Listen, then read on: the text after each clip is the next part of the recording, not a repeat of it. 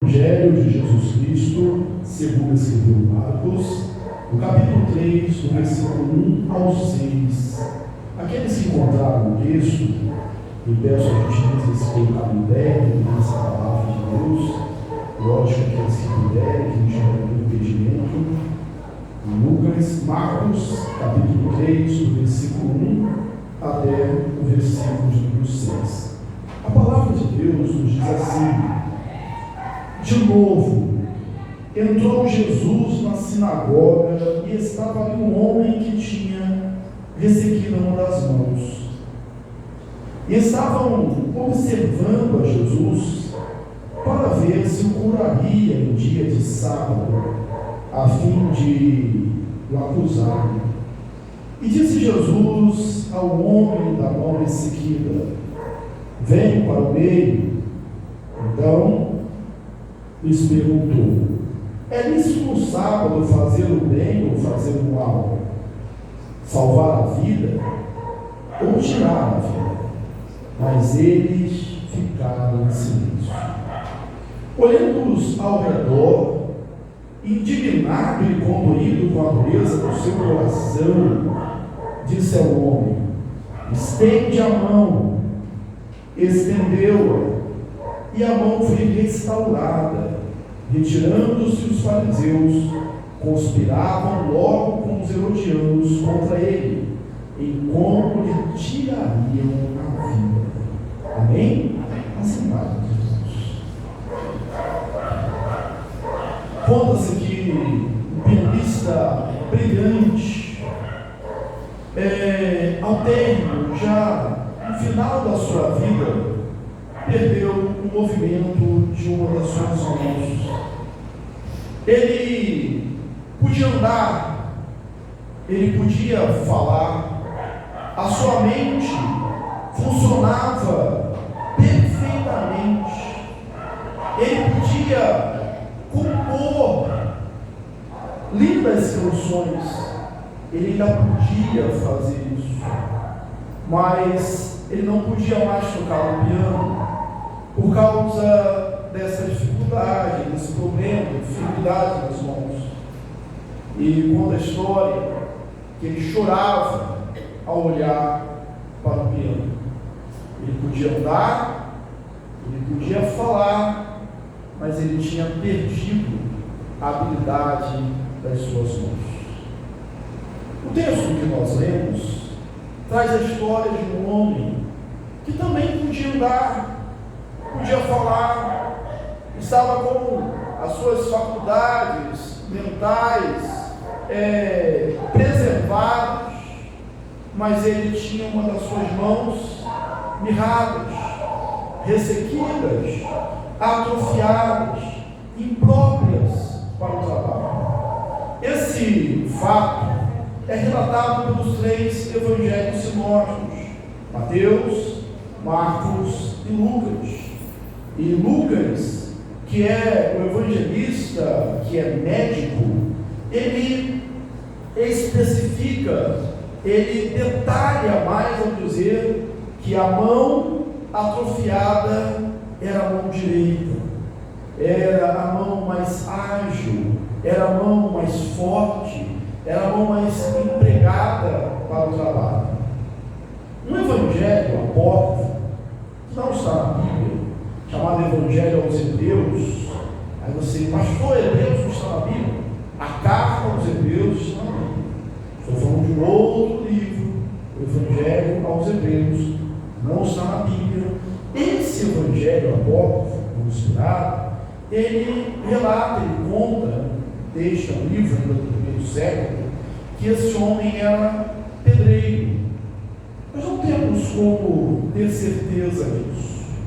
Mas o fato é como todo ser humano, como toda pessoa, como eu e você, aquele homem precisava trabalhar. E numa época em que a maioria dos trabalhos eram braçais, a maioria dos trabalhadores precisavam das suas mãos, dos artesãos, esse homem estava impossibilitado para o trabalho. Segundo a maioria dos estudiosos, especialistas aqui aqui, na língua grega, essa palavra aqui, para o homem da mão ressequida, informa que esse homem, esse problema não era um problema congênito, era um problema de nascença, era algo que ele tinha contraído durante a sua vida, ou quem sabe por causa de um acidente. Essa era a história do homem. Por que eu estou falando todas essas coisas a respeito deste homem? Porque esse homem tinha uma história por trás. Esse homem tinha uma vida. Esse homem tinha os seus sentimentos. Esse homem tinha os seus desafios, os seus problemas. E certamente esse homem agora era um homem estigmatizado.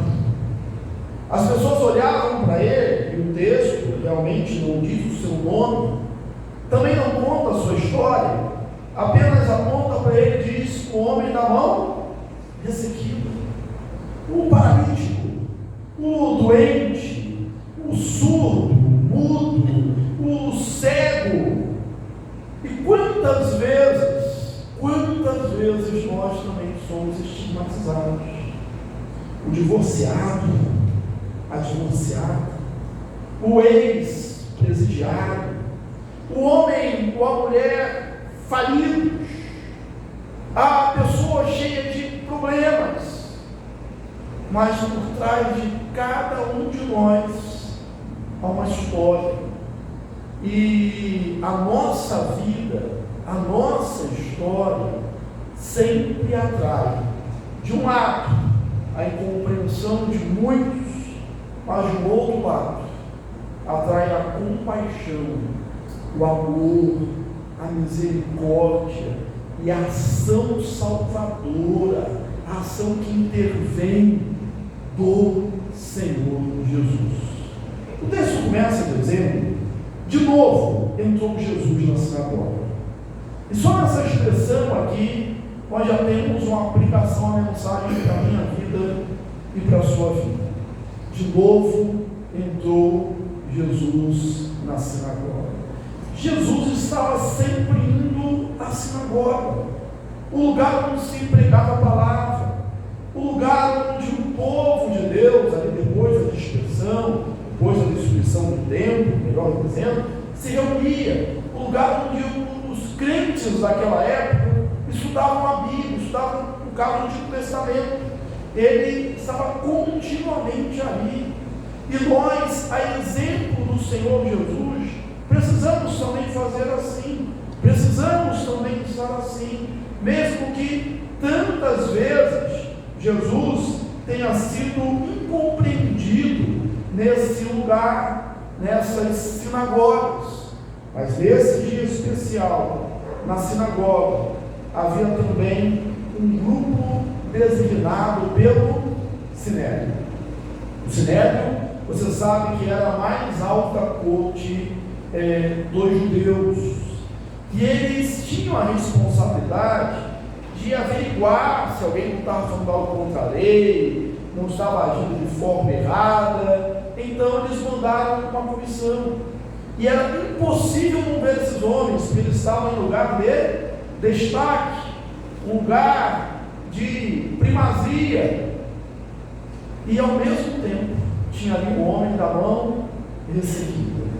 Dizem alguns estudiosos que este homem, ele foi colocado ali, ele foi levado ali por aquela comissão, como se fosse uma isca, como se fosse uma armadilha para pegar Jesus, porque era no sábado, e o texto nos dá essa informação.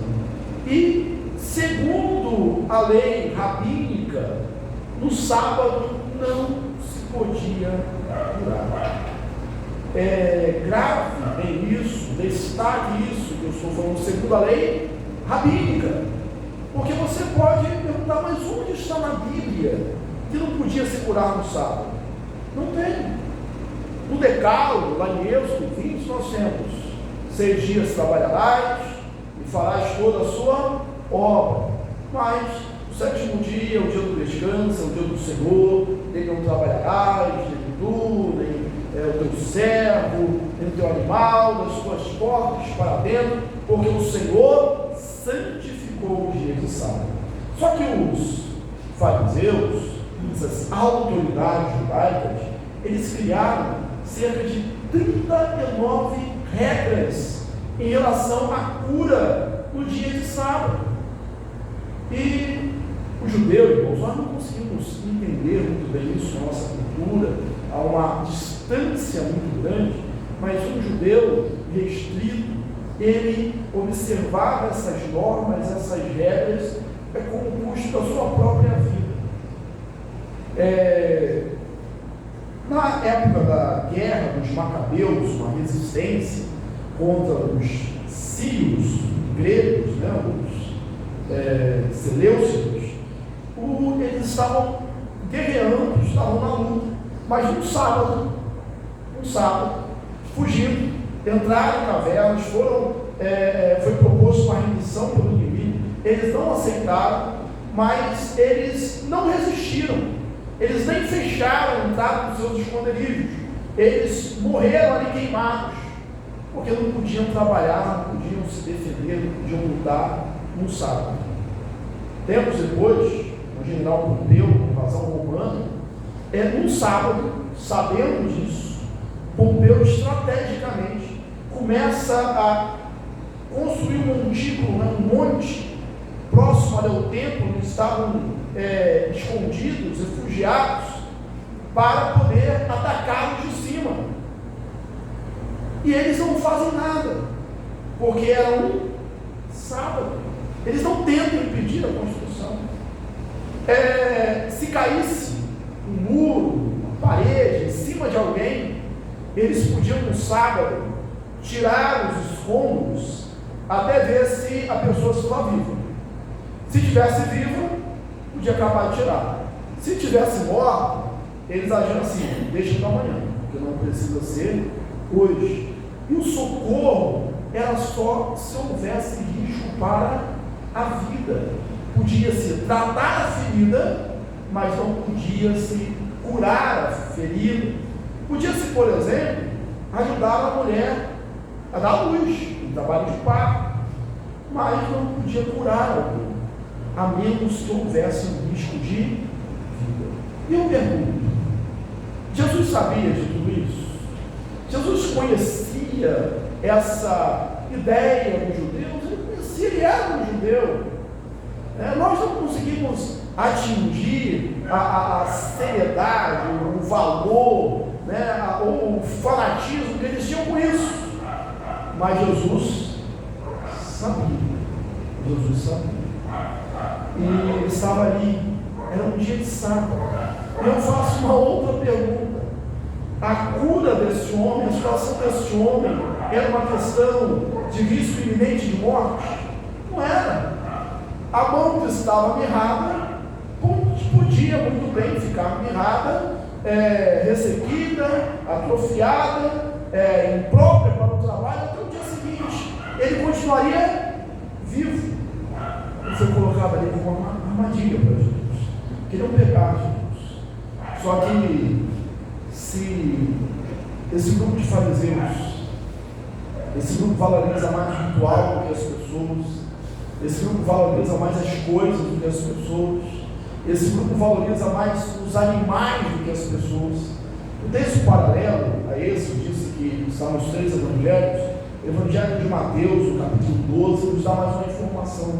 Quando Jesus percebeu a artimanha deles, Jesus, lá no Evangelho de Mateus, fez uma pergunta: qual de vós é o homem que o seu boi,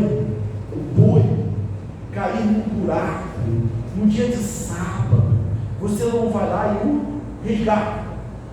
Porque eles faziam isso. Porque o boi, o animal, era um valor monetário, um valor financeiro. E aí Jesus disse assim: quanto mais vale um homem do que um boi. Mas a economia deles, os animais, valiam mais do que as pessoas.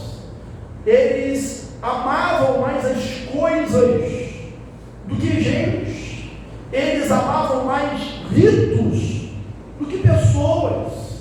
Mas para Jesus isso era diferente. Jesus amava mais as pessoas do que o rito. Jesus amava mais as pessoas do que as coisas. Jesus, ele às vezes fugia das multidões, mas ele nunca fugia das pessoas necessitadas,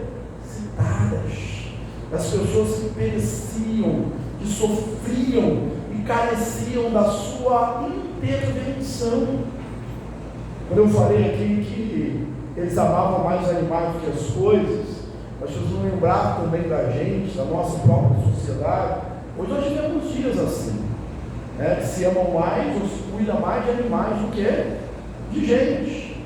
É verdade que nós temos que cuidar dos nossos animais, com zelo, mas eu estou me referindo a uma escala de valores. Gente é mais importante do que animal. Gente é mais importante do que coisas. Nós precisamos ter a ordem certa das coisas. E Jesus, ele olhando aquela situação, aqui no texto do Evangelho de Marcos, o texto nos dá essa visão, e aí Jesus, ele falou para esses homens, para os fariseus, para aquela comissão que estava ali, armando tudo isso para ele. Então ele perguntou: é lícito, é legal no sábado fazer o bem ou fazer o mal? É lícito salvar a vida ou tirar a vida? E eles não podiam dar uma resposta diferente, porque eles sabiam que fazer o bem era lícito, fazer o bem era permitido. Deus queria isso, Deus quer isso. O resumo dos 10 mandamentos é: amarás ao Senhor teu Deus de todo o teu coração, de toda a tua alma, de toda a tua força, de todo o teu entendimento, e ao teu próximo como a ti mesmo. Disto depende toda a lei dos profetas. Amar as pessoas, cuidar das pessoas, fazer o bem é lícito, é necessário todos os dias. Mas quando você não faz nada, você não está apenas abrindo um vácuo, dizendo assim: eu não estou nem fazendo bem, nem fazendo mal. Segundo a Bíblia, você está fazendo mal, porque a Bíblia diz assim: aquele que sabe que deve fazer o bem e não faz, nisso está pecando. É por isso que algumas vezes, quando nós estamos orando, os irmãos que oram mais bonitos, o Senhor perdoa os nossos pecados de coração e omissão, porque a omissão também é um pecado. E aí Jesus pergunta isso para eles, e sabe qual foi a resposta deles? Silêncio. Um absurdo silêncio, porque eles não tinham respostas. E aí Jesus, olhando ao redor, e como essas expressões aqui nos chamam a atenção, chamaram a atenção, eu acho que vai chamar a sua atenção também: indignado e condoído. Indignado e condoído. Há uma sinestesia, uma mistura de sentimentos. Ao mesmo tempo que ele está indignado, ele está condoído, ele está sentindo a dureza do coração daqueles homens. Irmãos, a dureza do nosso coração não fica indiferente aos olhos de Deus. Causa indignação e causa também compaixão, e fica concluído, porque Ele quer que nós façamos o bem. E os nossos corações, irmãos, quando nós entramos na casa de Deus, eles são perscrutados, eles são investigados. Não existe nada oculto aos olhos de Deus. Lá o salmista, no Salmo 139, diz: Senhor, tu me sondas e me conheces, sabes quando me assento e quando me levanto. A palavra ainda não me chegou aos lábios, e tu, Senhor, já sabe tudo. Deus sabe. O texto de Apocalipse diz que os olhos de Jesus, a figura, o retrato descrito de Jesus em Apocalipse capítulo 1, diz que seus olhos são como chama de fogo. Ele tudo. Da mesma forma que ele podia ver toda a história daquele homem da mão seguida, toda a sua vergonha, todo o seu trauma, todo o seu estigma. Eu digo vergonha porque a única coisa que restava para ele era o dia de morte. Mas como trabalhador, como homem que certamente lutou a sua vida inteira, ele tinha vergonha disso. Jesus conhecia essa história, mas Jesus também conhecia a dureza, a insensibilidade do coração daqueles fariseus. Jesus, ele chama esse homem da mão ressequida e dá uma ordem para ele, faz um desafio para ele, que é um desafio também para mim, que é um desafio também para você. Aquele homem estava lá. Eu creio que quando você está assim com vergonha, você fica escondido, né? O seu desejo é que ninguém te veja. Me deixa aqui quieto no meu canto, né? Quanto menos holofote, melhor. Eu acredito, faço essa inferência, o texto não diz, que se os fariseus estavam lá, aquela comissão, num lugar de honra, de destaque, esse homem devia estar lá no oposto, devia estar num lugar assim, bem, o mais invisível possível no meio da sinagoga. Mas Jesus olha para aquele homem e diz: vem para o meio, vem para o meio, vem para o centro. E a pergunta que nos fica é: por que Jesus fez isso? Por que Jesus chamou esse homem para o meio? Tem uma verdade que, para que nós sejamos curados, para que nós sejamos sarados, a primeira coisa que nós temos que fazer é reconhecer a nossa enfermidade. Não é assim? Enquanto a gente não reconhece o nosso problema, enquanto a gente não vê que nós estamos realmente precisando, a gente não muda. Uma das coisas do grupo AAOS, Alcoólicos Anônimos, é que eles reconhecem, o passo deles lá é reconhecer. E sempre que eles têm uma reunião, só pode ter parado de beber há anos. Mas ele começa a sua frase, ele termina começa e termina a sua frase assim: eu sou um alcoólatra. Sou um alcoólatra. Você pode acabou de beber ontem, não. Aí ele diz: eu tenho 20 anos, agradeço, mas hoje vou comprar 20 anos que eu não ponho um gole de álcool na boca. Mas ele diz: eu tenho esse problema. Então, o primeiro passo é reconhecer. Aquele homem tinha que mostrar o seu problema. E às vezes a gente quer ocultar, por vergonha, quem nós somos.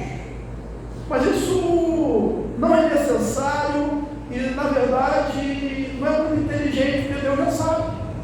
Lembra da mulher do fluxo de sangue? Ela queria ser vista? Ela queria ser conhecida? Não, ela foi escondida, mesmo porque era a única forma dela fazer isso, porque ela não podia tocar em ninguém, porque se tocasse alguém, as pessoas soubessem se as pessoas estavam também imundas. E ela vai ali no meio da multidão e toca nas vestes de Jesus, porque na cabeça dela, no pensamento dela, na fé que ela nutria no coração e com sinceridade, se eu apenas tocar na obra dos seus vestidos, eu ficarei curada. E ela tocou e ficou curada. O que ela podia fazer agora? Ela foi embora. Já conseguiram sentir isso, ficou curada.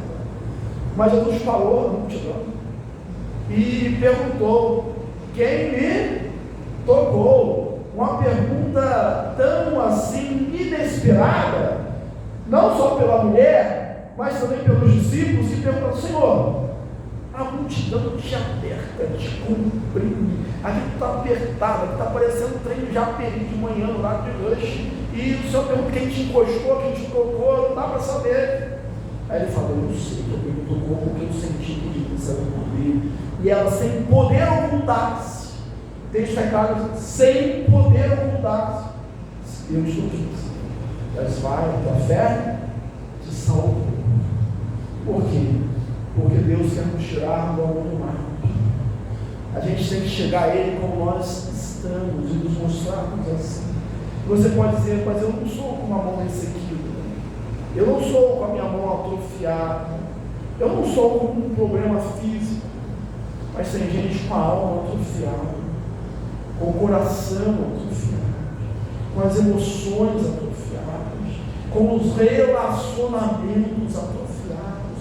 Essa palavra atrofiada pode ser indicar murcho, sem seiva, sem vida. Você pode ter alguma área da sua vida assim, e é necessário que você se chegue a Jesus, que você ouça a sua voz, e que você se coloque no centro, no meio, sobretudo no meio, no centro da vontade de Deus com o seu problema, assim como você é. Se para os fariseus aquele homem era apenas uma isca, era apenas um número, era apenas um estigma, para Jesus aquele homem não tinha valor, porque Jesus dá valor ao ser humano, Ele te valoriza.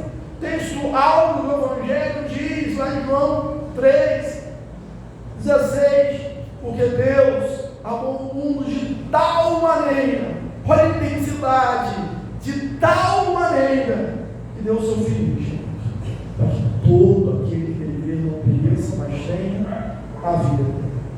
Mas Jesus dá mais uma ordem, pessoal, uma ordem, humanamente falando, absurda. Ele tinha essas ordens, né?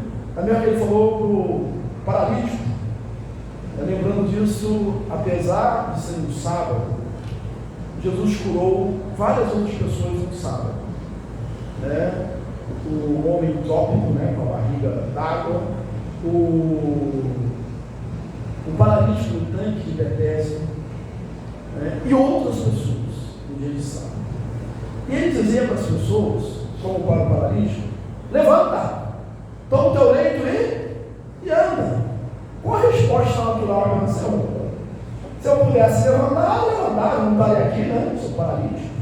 Levanta, toma o teu leito e anda. E para Lázaro, irmãos? Lembra que ele falou para Lázaro? Lá no capítulo 11 de João, Lázaro estava como? Morto.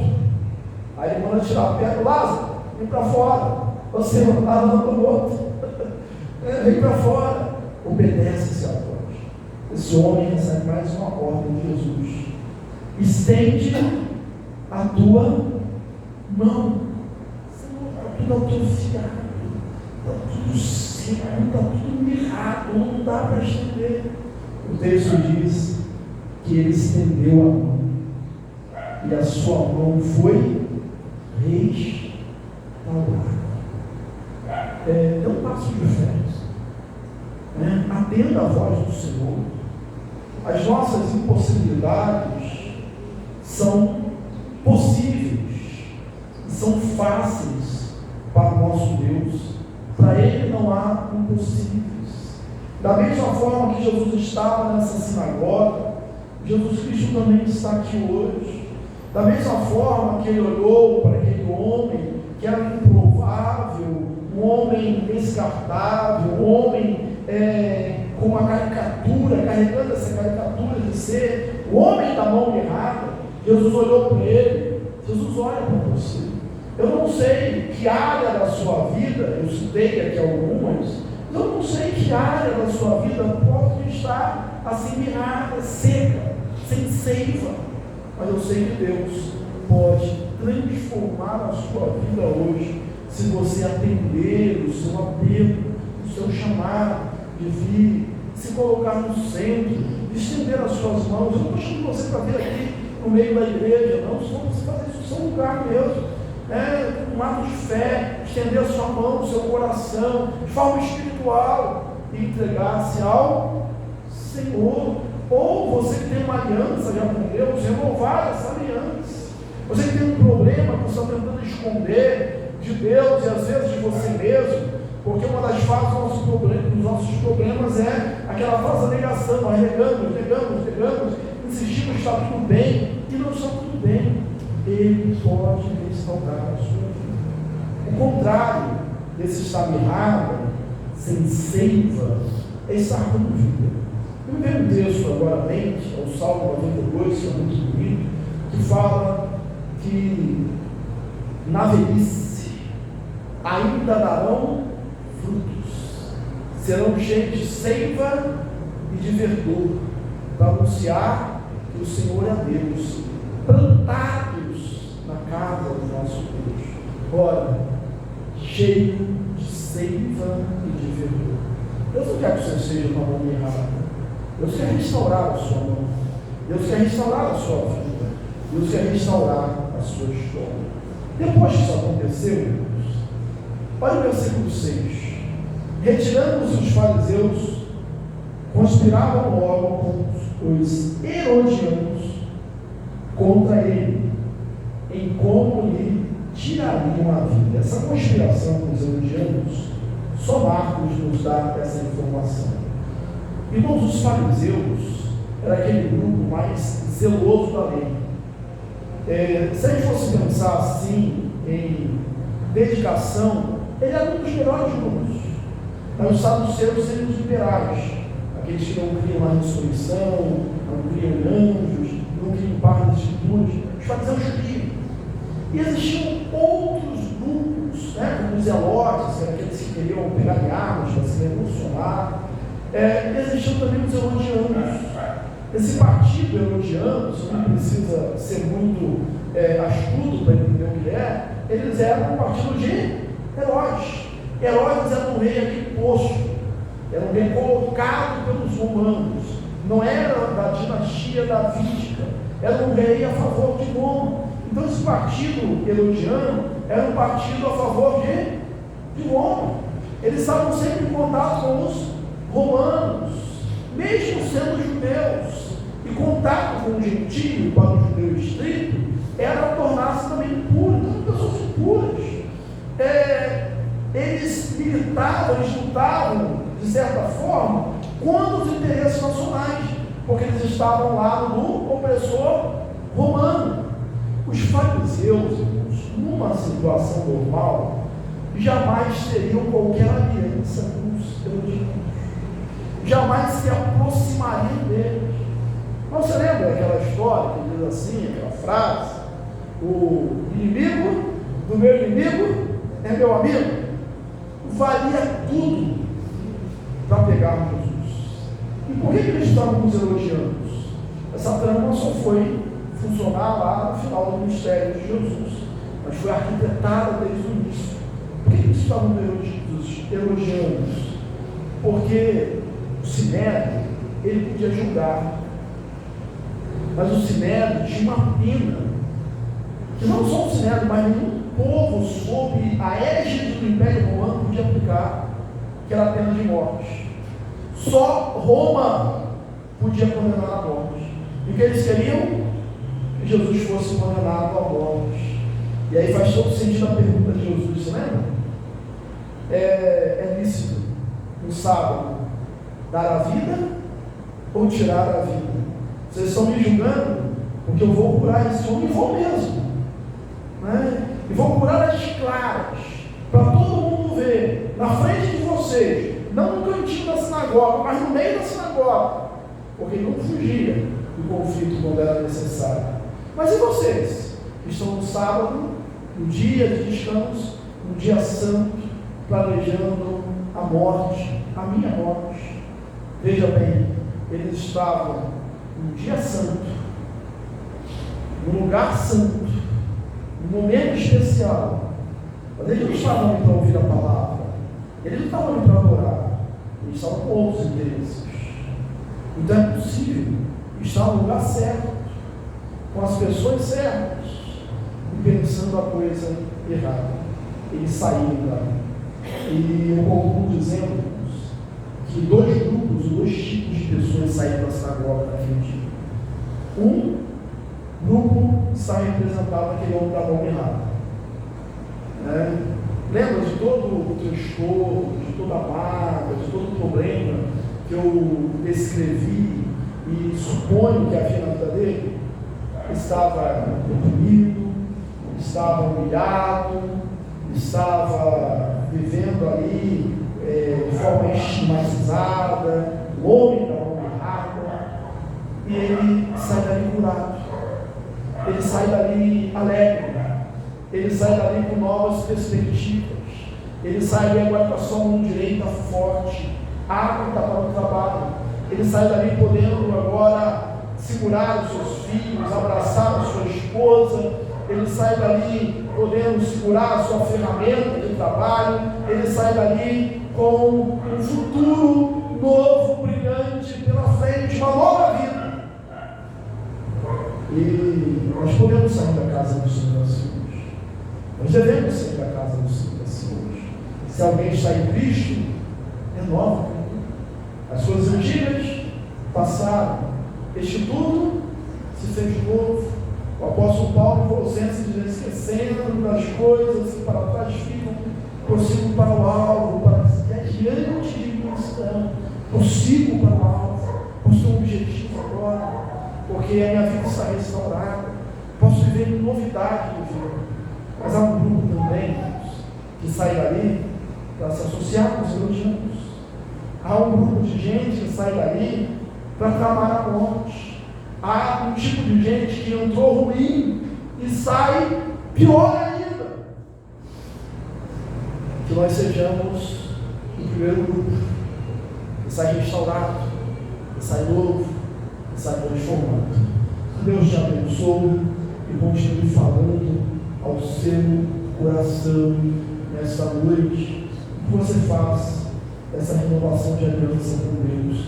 Aí onde você está, falando com o Senhor, orando ao Senhor. E se quiser depois pode procurar comigo, pastor ou bispo.